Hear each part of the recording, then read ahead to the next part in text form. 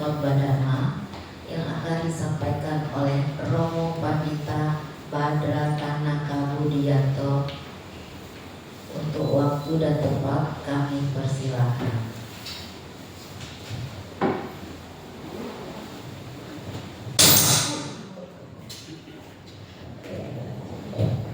Tiga kali sopor jantung.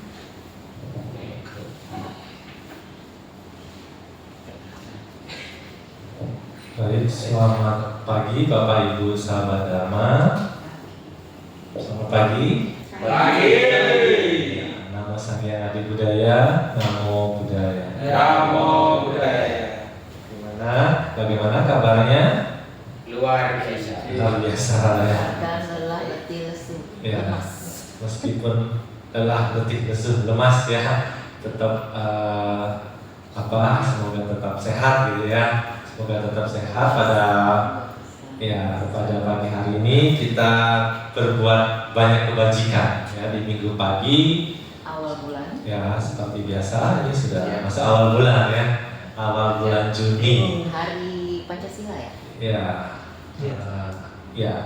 Jadi pada pagi hari ini ya setelah kita berbuat banyak kebajikan dengan melantunkan sutra ya, mantra adalah sebuah kebajikan, bermeditasi pun adalah sebuah kebajikan yang sudah kita lakukan ya.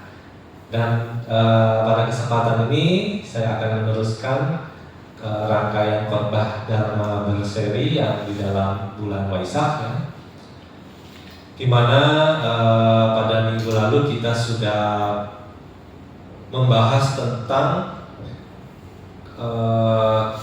keajaiban sebelum Siddhartha dilahirkan ya, keajaiban yang terjadi pada saat kehamilan ya ibu Bodhisatta ya Siddhartha Gautama. Dan pada kesempatan hari ini kita akan melanjutkan keajaiban yang lain ya ketika Siddhartha Gautama ya atau bayi Siddhartha ini dilahirkan ke dunia ini. Ya, kita tahu bahwa Sang Bodhisatta itu sebelum dia turun ke dunia memasuki rahim dari ibunya ya, Ratu Dewi ya Mahamaya, beliau adalah ya di kelahiran terakhir sebelum terlahir kembali sebagai Siddhartha, manusia Siddhartha. Beliau itu berada di berada di surga Tusita ya sebagai seorang dewa bernama Setaketu ya, Setaketu. Dewa Setaketu ini berada di surga Tusita. Nah, ketika waktunya tiba ya dia turun ke dunia bersamaan dengan waktunya purnama di bulan Asada waktu itu ya, di bulan Asada. Jadi beliau memasuki perut dari ibunya ya, calon ibunya. Jadi sebelum beliau dilahirkannya dia dari surga Tusita, dia sebagai dewa Setaketu dia turun ke dunia memasuki rahim ibunya. Nah, itu kejadian-kejadian keajaiban terjadi ya pada waktu dia memasuki rahim ibunya. Waktu minggu lalu sudah saya sampaikan ya, terjadi ya banyak hal terjadi. Salah satunya adalah terjadi keajaiban 1000 sistem dunia ini bergetar ya, bergoncang karena adanya makhluk luar biasa ya, calon Buddha ini sama Sang Buddha lahir turun ke dunia ini. Nah, ya ketika itu apa yang terjadi pada ibunya ya? Ibunya pada saat itu bermimpi ya, ketika dia memasuki rahim ibunya dan kondisinya dalam waktu itu adalah mimpi.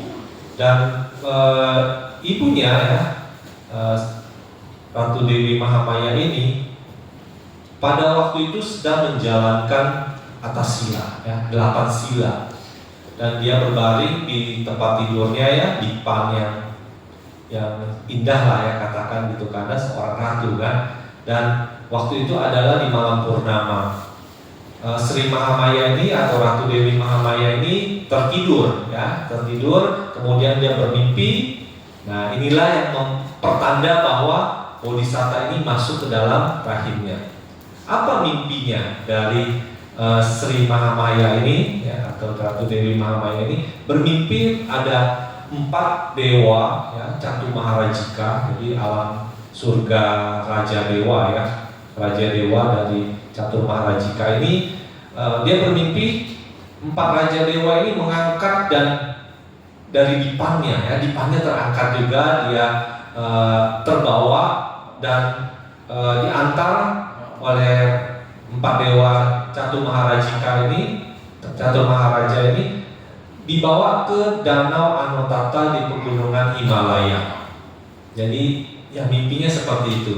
Kemudian dia dibaringkan di atas batu, ya, batu yang kira-kira ukuran datar itu, dan dikatakan ukuran batu itu cukup luasnya 60 yojana, ya, dan di bawah itu berada di bawah keteduhan pohon sala. Pohon sala ini tingginya sekitar 7 yojana, jadi lumayan luas, ya. Nah, pada waktu itu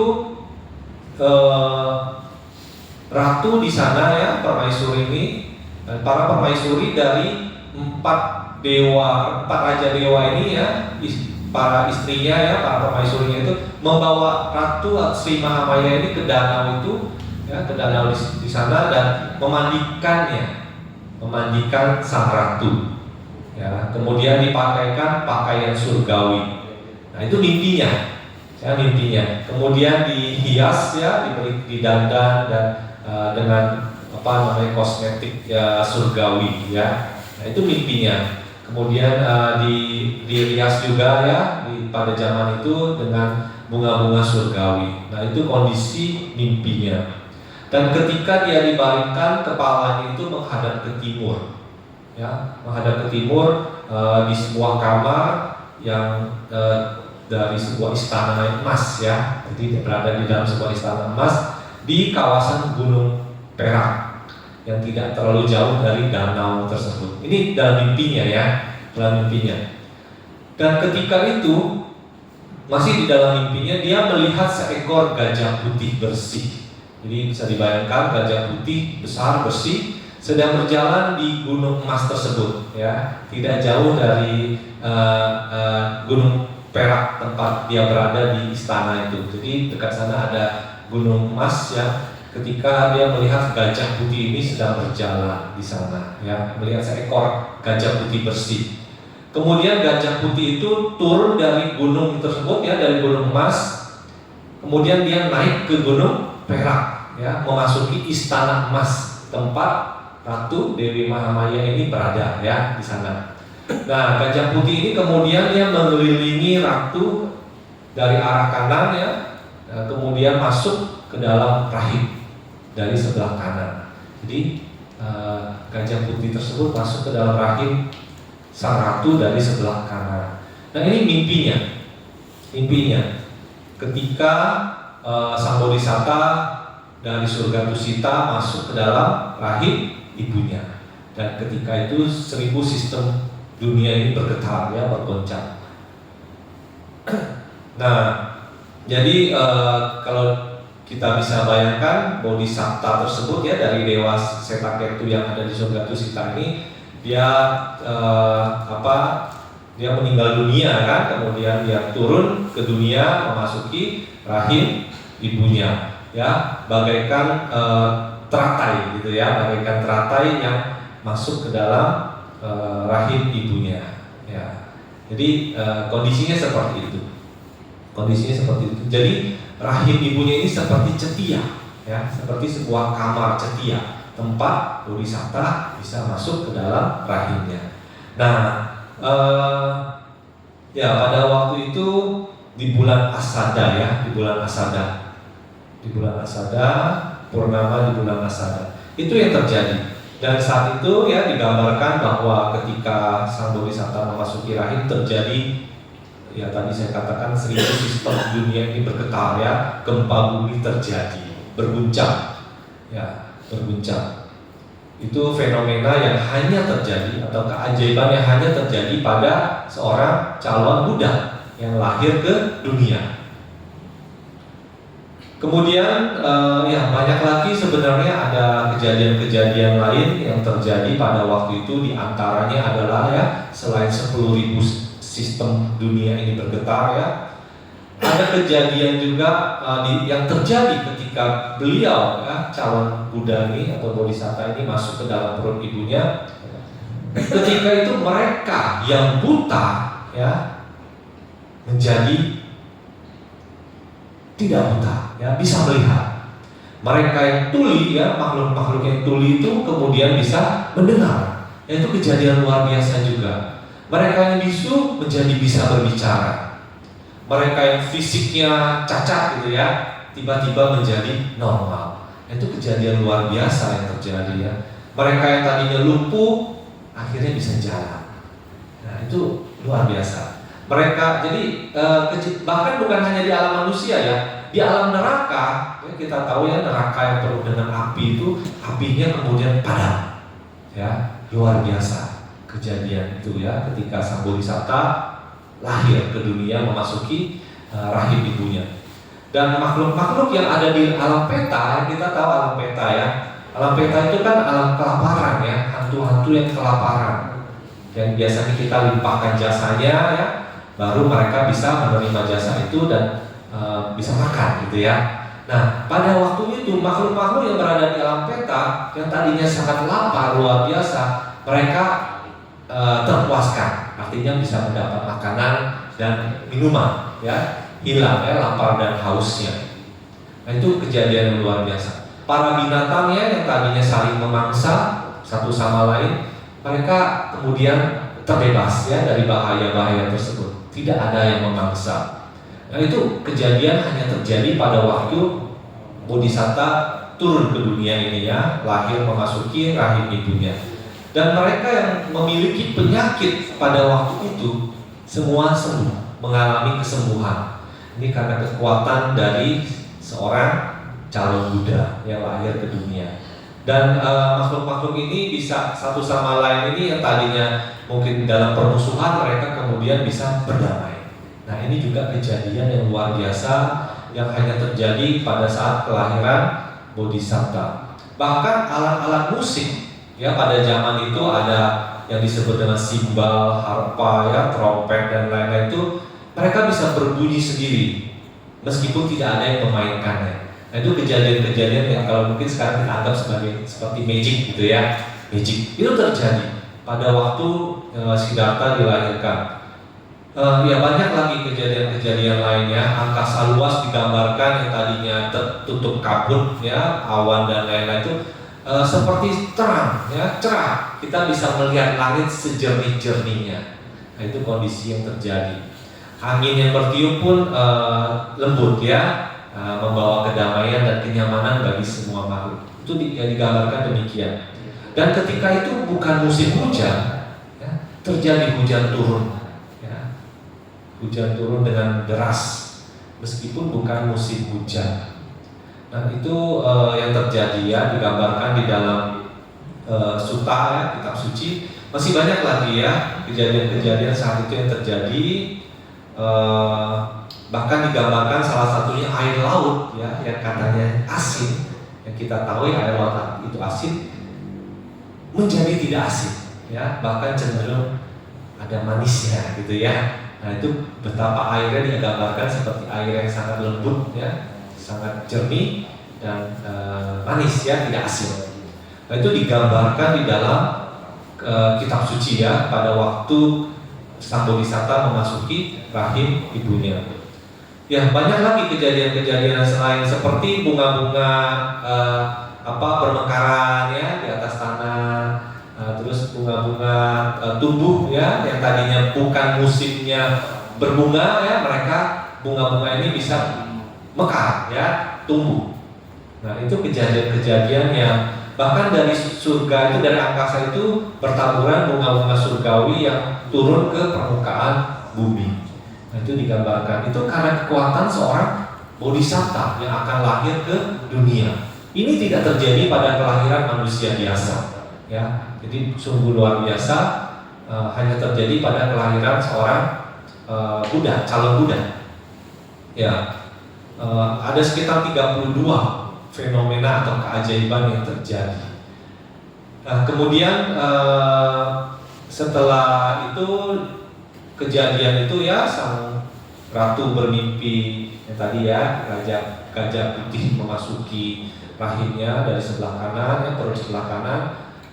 Kemudian itu adalah berbagai tanda-tanda yang terjadi ya, mimpi yang terjadi oleh sang ratu ketika sang bodhisatta memasuki rahimnya.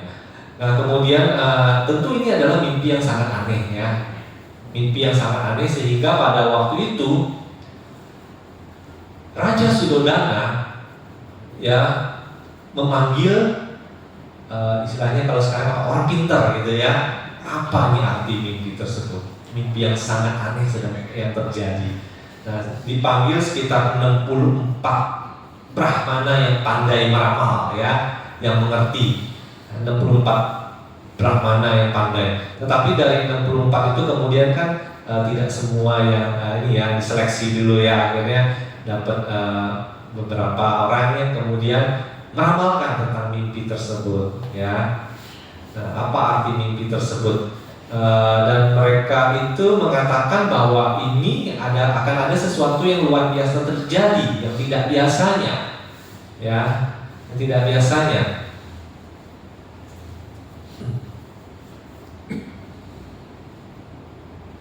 Ya, itu digambarkan seperti itu ya. Bahkan pada waktu itu digambarkan bahwa ketika Ratu Mahamaya ini mengandung ya, beliau dijaga oleh para dewa ya dari surga Catu Maharajika. Jadi yang menjaganya itu 4 raja dewa ya, banyak ya, 4 raja dewa dari alam Catur Maharajika itu menjaga beliau ya, menjaga beliau ya, meskipun tanpa dijaga pun ya kita tahu ya, sang bodhisatta nggak mungkin ada yang bisa mengganggu kan ya, karena seorang calon Buddha ya, seperti pengawal kerajaan yang menjaga istana gitu ya. Nah, itu mereka menjaga seperti itu. Ya, itu digambarkan di dalam kitab suci ya. Minggu lalu juga sudah saya sampaikan bahwa sang bodhisatta, ibu dari sang bodhisatta itu kala itu sedang menjalankan juga praktek 8 sila ya, 8 sila. Jadi bahkan dari dirinya sendiri itu pada waktu mengandung Siddhartha ya, itu nafsu indrianya menjadi berkurang ya, istilahnya bukan berkurang ya, terbebas ya, bahkan terbebas dari nafsu indria. Biasanya kan mungkin seorang wanita ada ketertarikan kepada laki-laki atau kepada suaminya ya, kepada suaminya punya keinginan nafsu indria seperti itu. Tetapi pada waktu dia mengandung Siddhartha ya, keajaiban yang terjadi adalah dia tidak memiliki keinginan seksual seperti itu ya, tidak ada. Jadi nafsu indrianya pun yang lain itu terkendali ya dengan sempurna. Ini juga sebuah keajaiban yang mungkin tidak bisa terjadi pada manusia biasa ya, hanya terjadi pada seorang ibu dari yang melahirkan ya calon Buddha ya, atau bodhisatta. Dan digambarkan juga Ratu Mahamaya itu juga digambarkan memiliki tubuh yang istilahnya sempurna ya, ketika melahirkan Siddhartha, ketika mengandung Siddhartha ya, kecantikannya luar biasa gitu ya, yang tidak bisa dilukiskan. Nah, itu kejadian-kejadian yang terjadi pada waktu kelahiran, pada waktu sang ratu mengandung ya. Nah, digambarkan juga di dalam kitab suci bahwa jadi rahim ibunya ini ibarat seperti cetia atau stupa gitu ya, yang dimana sang bodhisatta atau sang bayi Siddhartha itu berada di sana gitu ya, bagaikan terata yang ada di dalam stupa. Jadi seperti berlian gitu ya, seperti berlian yang berada di sebuah tempat yang mulia gitu ya. Nah, itu digambarkan seperti itu. Dan ada kejadian-kejadian lain juga ya, misalnya ketika seantero jagat di kala itu ya, di seantero jagat sana para raja-raja itu mengetahui adanya Sang Ratu Mahamaya ini mengandung, mereka datang rame-rame membawakan hadiah-hadiah ya, mungkin seperti kita datang ke saudara atau kerabat yang mungkin sedang mengandung gitu ya, atau melahirkan misalnya. Mereka membawa hadiah-hadiah dan itu hadiahnya sangat banyak dan tidak biasanya. Dan ini terjadi pada saat menjelang pada saat ratu mengandung. Ya, pada saat ratu mengandung, ketika mendapat berita bahwa sang ratu itu hamil gitu ya. Nah, itu kejadian itu ada. Dan sudah saya sampaikan juga di pertemuan lalu bahwa sang ibu ya bisa melihat bayinya dari dalam rahimnya sendiri ya, di perutnya sendiri itu sejernih permata gitu ya, permata beril gitu ya, yang ada dalam utas benang yang berwarna-warni. Nah itu digambarkan seperti itu. Jadi dia bisa, kalau dia melirik perutnya, dia bisa melihat sang bayi Siddhartha ya, begitu jernih gitu. Ini adalah istimewa atau keajaiban yang hanya terjadi pada kelahiran pada calon Buddha ya. Tentu saja bayi Siddhartha-nya apa bisa melihat ibunya kira-kira? Ya, belum bisa ya, karena indria matanya belum berkembang gitu ya, kan masih bayi ya. Nah kira-kira seperti itu.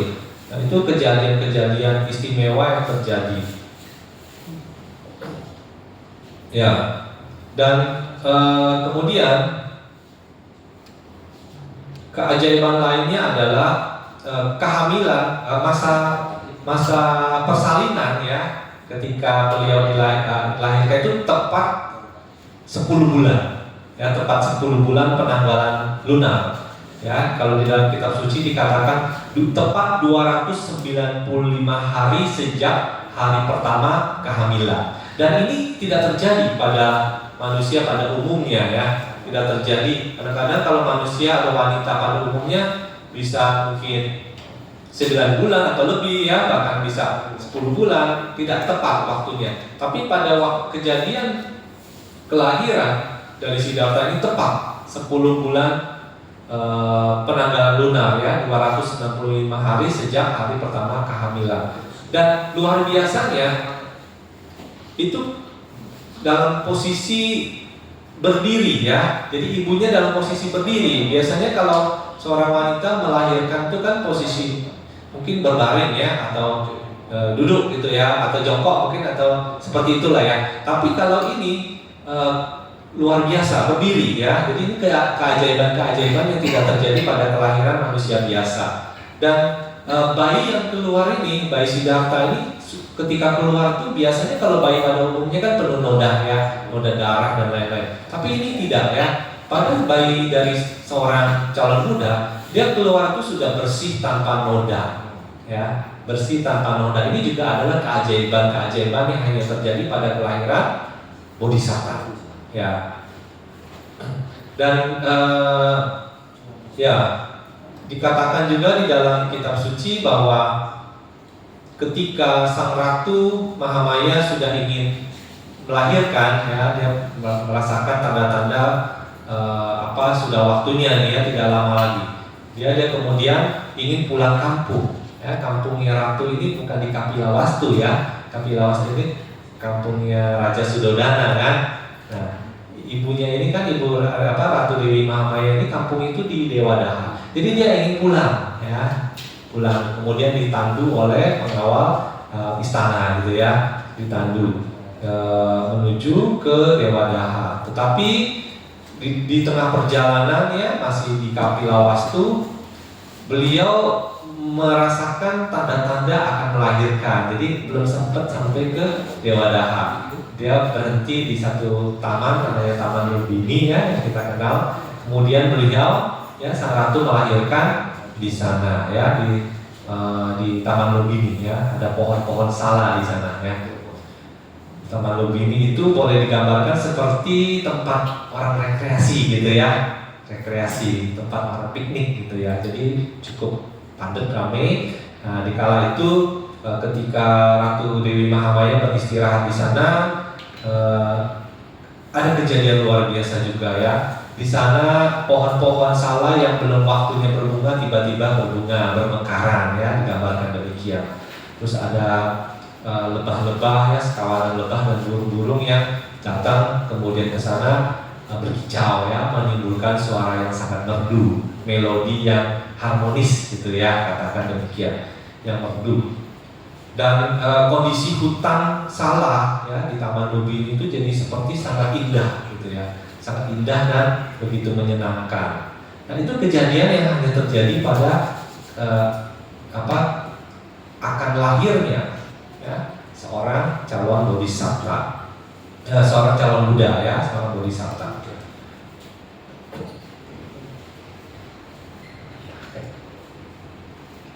Ya, kemudian pada waktu akan lahir, para dewa dan Brahma itu dari 10.000 alam semesta ya, 10.000 sistem dunia ini datang ya, karena mereka ingin menyambut kelahiran dari seorang calon Buddha. Jadi bisa digambarkannya para dewa Brahma mengetahui itu ya, mereka datang sekitar sana dan mereka membawa berbagai harta benda yang indah, digambarkan demikian untuk sebagai wujud penghormatan kepada bodhisattva yang akan lahir ke dunia. Dari langit pun seperti tertutup oleh payung putih surgawi ya, dan pada zaman itu ada musik-musik zaman itu yang terbuat dari trompet ya, dari kulit kerang pun bergema gitu ya, ditiupkan seperti sangkakala gitu ya, istilahnya seperti itu. Itu kejadian-kejadian yang ada menjelang kelahiran bodhisattva. Dan digambarkan pada waktu Ratu Dewi Mahamaya ini akan melahirkan, itu tiba-tiba sebatang pohon salah ya yang sedang mekar itu seperti bergerak menunduk. Nah, dan sehingga Ratu Dewi Mahamaya ini bisa berpegangan kepada dahan dari pohon salah tersebut ya, seperti menunduk gitu ya, mempersiapkan untuk ratu ini melahirkan gitu ya. Nah, itu keajaiban-keajaiban yang luar biasa yang terjadi ya pada waktu sang bodhisattva akan dilahirkan ke dunia. Dan digambarkan juga bahwa ya para dewa, para Brahma, mereka berkumpul ya menyambut kelahiran bodhisattva. Ya, ketika sang ratu akan mulai melahirkan, digambarkan ya para pelayannya membentuk lingkaran ya, menutupi area tersebut dengan tirai ya, di area sekitar sepasang pohon salah itu ya, tempat bodhisattva sang ibu akan melahirkan. Dan kemudian terjadi 10.000 sistem alam ya, 10.000 alam semesta ini, sistem dunia ini bergoncang ya, bergoncang, samudra raya berbolak gitu ya, katakan demikian. Para dewa dan Brahma berseru ya, dan menyiramkan bunga-bunga dari surgawi ya, dari angkasa, dan berbagai alat musik di saat itu ya yang dimainkan para dewa itu mengeluarkan suara lagu-lagu melodi yang indah dan merdu, dan seluruh semesta terlihat cerah jernih ya, tanpa kabut gitu ya. Nah, itu fenomena-fenomena yang terjadi menyambut kelahiran bodhisattva. Dan pada waktu itu tepat ya di bulan purnama, di bulan Waisak.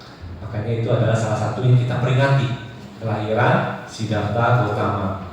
Dan dari langit muncul 2 mata air ya, yang satu hangat, yang satu dingin, mengalir dari angkasa, jatuh istilahnya membersihkan tubuh bodhisattva yang sebenarnya sudah bersih ya, tanpa noda.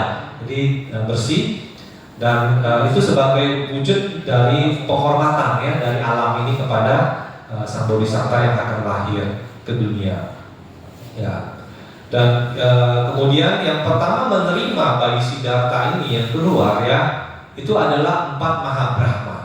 Jadi 4 Mahabrahma ini yang namanya Brahma ya, sudah bebas dari nafsu indria. Mereka yang menerima bodhisattva ini di atas sebuah jaring emas pada waktu kelahiran. Ini Brahma yang menerima dulu ya, menggunakan jaring emasnya. Dan ketika diterima ya, sang bodhisattva yang di jaring emas ini diletakkan di dekat ibunya ya, dekat ibunya, dan para Brahma ini mengatakan mereka ini sangat bergembira ya. Mereka sangat bergembira bahwa Bodhisatta ini telah lahir ke dunia. Nah, setelah Mahabrahma ini kemudian ada 4 raja dewa yang juga menerima Bodhisatta ya, yang dari tangan 4 Mahabrahma tadi. Nah, diberikan kepada para raja dewa, kemudian diletakkan di digambarkan sehelai kulit rusa ya, jadi benda-benda yang zaman itu yang dianggap berharga gitu ya. Nah, kemudian setelah itu baru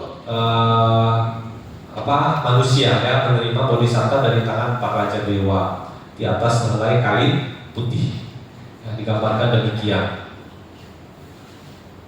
Dan ketika itu sang Bodhisatta bisa berdiri tegak. Nah, ini juga keajaiban luar biasa ya, yang tidak terjadi pada manusia biasa. Sang Bodhisatta berdiri tegak di atas kedua kakinya, seolah-olah seperti mengenakan sepatu emas ya, dan menginjak tanah dengan mantap. Dia memandang ke arah timur, melihat ke arah timur. Kemudian ketika dia melihat ke arah timur, para dewa dan manusia yang ada di sebelah timur itu memberikan penghormatan kepada Bodhisatta ya, dengan persembahan wangi-wangian, bunga dan sebagainya. Kemudian ke arah yang lain juga ya, ada 9 arah. Beliau memandang ke 9 arah mata angin ya, atas, bawah dan seterusnya. Dan terakhir adalah dia menghadap ke arah utara. Ke arah utara dia kemudian berjalan 7 langkah. Ya, kalau pernah baca riwayatnya, sang Bodhisatta Siddhartha ini ya berjalan 7 langkah. Kemudian diikuti oleh Mahabrahma ya, para raja Brahma yang memayunginya dengan payung putih. Ya, payung putih digambarkan seperti itu. Dan ketika Bodhisatta ini berjalan di atas tanah, tetapi kalau dengan mata manusia biasa dia seperti seperti berjalan di udara gitu ya. Jadi bukan benar-benar berjalan di atas tanah. Yang digambarkan kalau manusia yang melihatnya di kala itu seperti melihat Bodhisatta ini berjalan di udara, melayang gitu ya. Nah, sebenarnya Bodhisatta ini kan bayi baru lahir ya, keadaan tubuhnya kan tanpa pakaian gitu ya, tanpa busana ya, jadi telanjang gitu ya. Tetapi manusia melihatnya seperti berpakaian lengkap. Nah, digambarkan demikian, berpakaian lengkap dan juga wujudnya itu tidak seperti bayi gitu ya. Jadi seperti anak kecil gitu yang umurnya mungkin belasan tahun gitu. Jadi itu yang terjadi, keajaiban yang terjadi. Jadi manusia biasa itu di kala itu melihatnya seperti itu. Dan ini digambarkan di dalam kitab suci ya, tentang kelahiran Bodhisatta. Dan pada waktu itu digambarkan juga bahwa para dewa dari 10.000 alam semesta itu datang ya, para dewa. Jadi kita ini satu sistem alam semesta, katakanlah tata surya ya, atau galaksi dari kita berada. Ini 10.000 ya, 10.000 sistem dunia bergetar ya, mereka datang ke dunia kita gitu ya. Dan ketika itu setelah berjalan 7 langkah ya ke arah utara, sang Bodhisatta itu menyerukan sebuah seruan ya, dia bisa mengucapkan ya kata-kata sebagai berikut. Ya, saya baca terjemahannya saja. Akulah yang tertinggi di antara semua makhluk di 3 alam. Nah, akulah yang terbesar di antara semua makhluk di 3 alam. Akulah yang termulia di antara semua makhluk di 3 alam. Inilah kelahiranku yang terakhir. Tidak ada kelahiran ulang bagiku. Nah, itu dikatakan oleh sang Bodhisatta. Dan ketika seruan ini dilakukan, seluruh Brahma, dewa dan manusia yang ada di saat itu ya, mereka mengucapkan selamat gitu ya, memberikan selamat bahwa ini kelahiran di alam samsara ini sudah diakhiri oleh sang Bodhisatta. Ini adalah kelahiran yang terakhir. Dan banyak sekali ya kejadian-kejadian luar biasa yang terjadi pada waktu itu pada saat kelahiran dari Bodhisatta ini. ya, selain tadi yang bisa langsung berbicara gitu ya. Saat terlahir sudah bicara, bisa bicara, itu kan sesuatu yang tidak terjadi pada manusia, kelahiran manusia pada umumnya. Karena beliau adalah seorang calon Buddha yang lahir ke dunia, sehingga beliau memiliki kemampuan-kemampuan seperti itu. Ya, kira-kira seperti itu ya kelahiran keajaiban-keajaiban yang terjadi pada waktu Sang Bodhisatta dilahirkan ke dunia.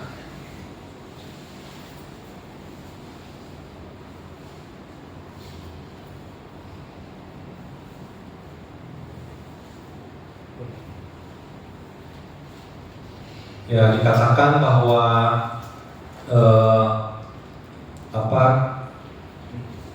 pada waktu Sang Bodhisatta akan dilahirkan itu, ya, dikatakan bahwa terjadi goncangan ya, 1000 sistem dunia ini bergoncang, ya, bergetar dan muncul cahaya terang yang tidak terukur melampaui kemegahan para dewa. Bahkan cahaya ini bisa menembus ke alam neraka, ya, yang tidak pernah tersentuh oleh cahaya sedikit pun, tetapi cahaya dari yang muncul di kala itu ya, ketika Sang Bodhisatta akan dilahirkan, itu bisa menembus ke alam-alam neraka tersebut, ya, dan makhluk-makhluk yang satu sama lain yang terlahir di alam tersebut bisa melihat satu sama lain.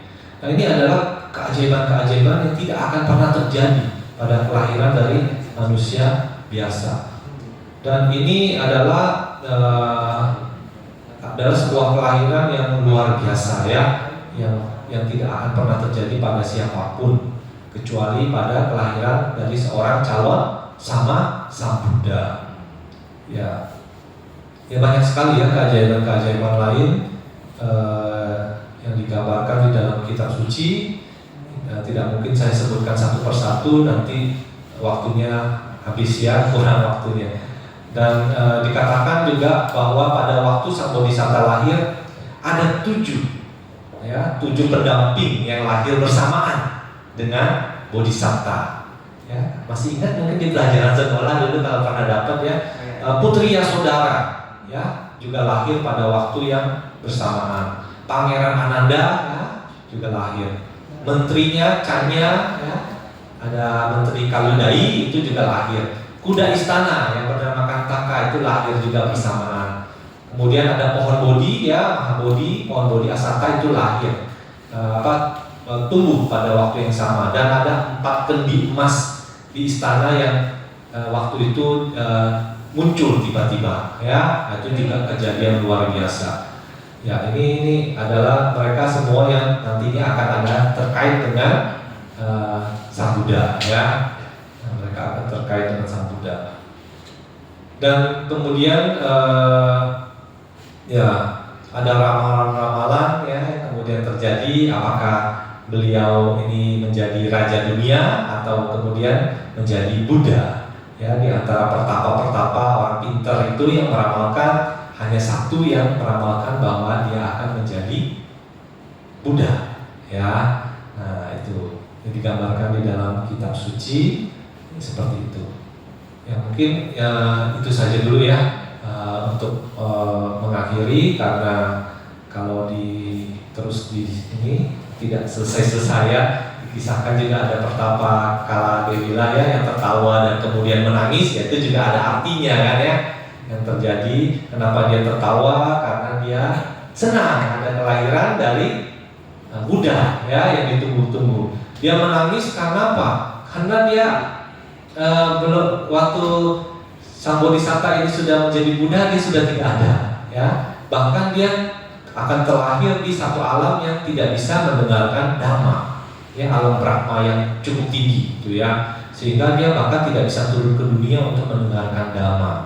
Jadi dia sangat menyayangkan ya, dia sangat menyayangkan dia tidak bisa mendengarkan Dhamma karena kelahiran dia sudah bisa meramalkan dirinya akan terlahir kembali di satu alam Brahma yang memang tidak bisa turun ke dunia ya, alam arupa, ada alam arupa Brahma. Di sana itu tidak ada wujudnya ya, seperti cahaya di sana, dan di sana hanya menunggu masa karmanya habis ya, baru bisa terlahir kembali. Jadi dia sangat menyayangkan kelahiran dia mendatang yang tidak memungkinkan untuk mendengarkan dhamma. Ya, kalau para dewa yang lain masih bisa ya. Nah ini adalah salah satu yang kejadian yang terjadi pada waktu di zaman Buddha. Jadi ada yang satu pertapa ya yang ketawa kemudian menangis ya, sehingga orang bingung ditanya kenapa gitu ya. Nah itu terjadi pada waktu kelahiran dari Bodhisatta ini. Nah demikian yang bisa saya sampaikan, semoga bisa dipahami ya dan dimengerti. Ini sebenarnya semua ada di dalam kitab suci ya, di dalam versi singkatnya ada di dalam Acarya Amutta Sutta ya, Majjhima Nikaya. Kemudian kalau mau versi panjangnya ada di dalam kitab komentar ya, dan kitab komentar di mana salah satu buku tentang riwayat agung para Buddha. Itu ada 3 buku ya. Setiap buku itu ribuan halaman, bisa dibaca di sana secara lengkap. Dan ini ada di dalam buku yang pertama, riwayat agung para Buddha. Ya, jadi itu bisa kita pelajari kalau kita ingin mendalami kembali tentang Buddha, ya Sang Buddha dan ajarannya. Oke, demikian. Namo Sang Hyang Adi Buddhaya, Namo Buddhaya. Namo